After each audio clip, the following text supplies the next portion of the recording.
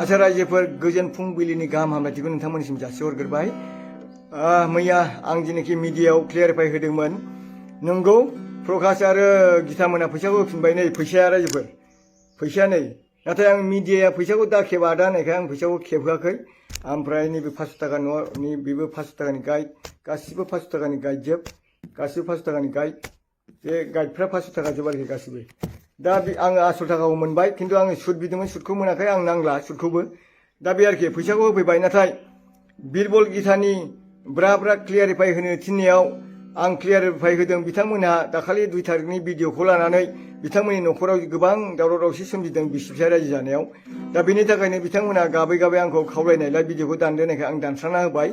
आरो मिडियायाव क्लियारिफाइ होना हो आमाय अननानै प्लिज होननायखाय आङो मिडियायाव क्लियारिफाइ होदों। नाथाय दिनै फुङाव आं नायबाय मिडियानि जेनोखि माबा कमेन्ट्सफोर, आंनि बिपुल मुसाहारिनि सायावसो गोबां गाज्रि गाज्रि कमेन्ट होदों। सोरबाया होनदों चेयारमेनलाया बिदि जायो, सोरबा होनदों चेयारमेना दालाय मानो दुगा मुगा दोखो दोखो बुजादों होनदों, सोरबाया होनदों गावनि खुगा दं होननानै जानला मानला बुंनायावनो दिनै दोखो दोखो बुजाबाय होनदों, सोरबाया होनदों माने क'क्राझाराव नेवलाय खांख्राइ नागिरनो दाफैसै बायदिसिना कमेडियाव लिरदों आरोखि।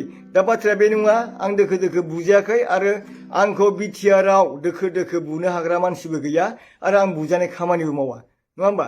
दा बे आरोखि। दा बेनिखायनो आं रायजोफोरनि सिगाङाव दिनै क्लियार होनो नागिरदों। आंनो फैसा हरदों, आंनो फैसा मोनबोफिनदों, आंनो गुबुननि आंजों लोगोसे गुबुन सासेनि फैसाखौ आं रिकभारि खालामना हरबाय, हो? आरो आं दिनै गाज्रि गाज्रि कमेन्ट लिरजानांगौ। बेखिनियाव आङो दुखु मोननानै दिनै गिताखौ बुंगोन। गिता आनै, नोङो भिडिअ बानायनानै आंनि सायाव क्रेडिट रिकभार खालामफिननो थाखाय नोङो फैसाखौ जों लादोंमोन, प्रकाश भाई नोंबो फैसाखौ लादोंमोन, हरफिनबाय होननानै भिडिअ बानायनांगौ, नङा होमबा? बेबायदि बानायनांगौ।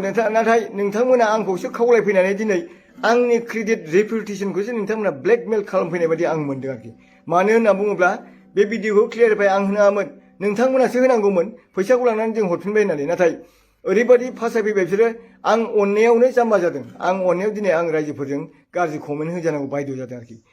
बेनि थाखायनो आं गिताखौ खावलायबाय, नोङो गोख्रै माने आंनि सायाव माने भिडिअ बानायनानै ससियेल मिडियायाव ओंखारनांगौनो।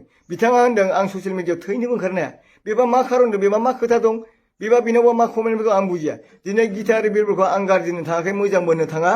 नोंथांमोना गिता बिरबलखौ सिनायनानै लानोबा, प्रकाश इउटुबारखौ सिनायनानै लानोबा, चिरां डिस्ट्रिक्टनि खाथि खालानि सोरबाफोर जुदि कमेन्ट हरदों, कमेन्टगिरिफ्रा कमेन्ट हरदोंब्ला नोंथांमोना गिता आरो बिरबलखौ सिनायनानै लानो हागोन।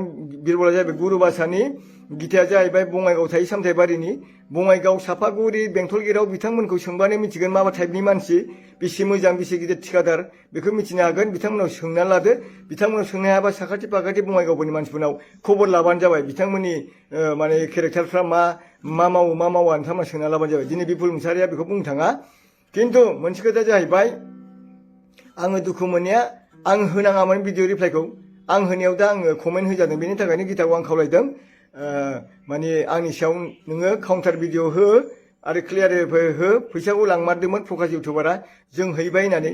मिडियायाव आं होआखै फैसाखौ, अब्लाबो आं दिनै बेनि थाखायनो आं भिडिअखौ रिप्लाइ खालामबाय। आरो रायजोफोर, गितामोनहा आंनाव गमामायै खावलायदोंना खावलायमाराखै, आङो बिनि मेसेजखौ स्क्रिनशट खालामनानै नोंथांमोननि सायाव आपल'ड खालामगासिनो दङ। आरो मैया जे फैसा आजावलायनायनि मोनसे फटक दङ, बेखौबो आङो नैबे फेसबुकनि गेजेरजोंनो आं आपल'ड खालामना होगोन। नोंथांमोना नेनानै थाबानो जाबाय। बेखिनिखौ बुंबाय। आरो रायजोफोर, माने मोजां स्टाडि खालामनानै कमेन्टफोरखौ लिरलाय आरो गावजों गाव गोरोबनानै थानो, गोजोन सान्थिखौ लाबोनो बयबो नाजा। गेरेमसा हारि दानायाव बयबो लैहोर लैहोर खामानि माव। बेखौनो आं खावलायनानै माने दोनथ'बाय रायजोफोर। जय बर' हारिनि गोजोन्थों। Thank you.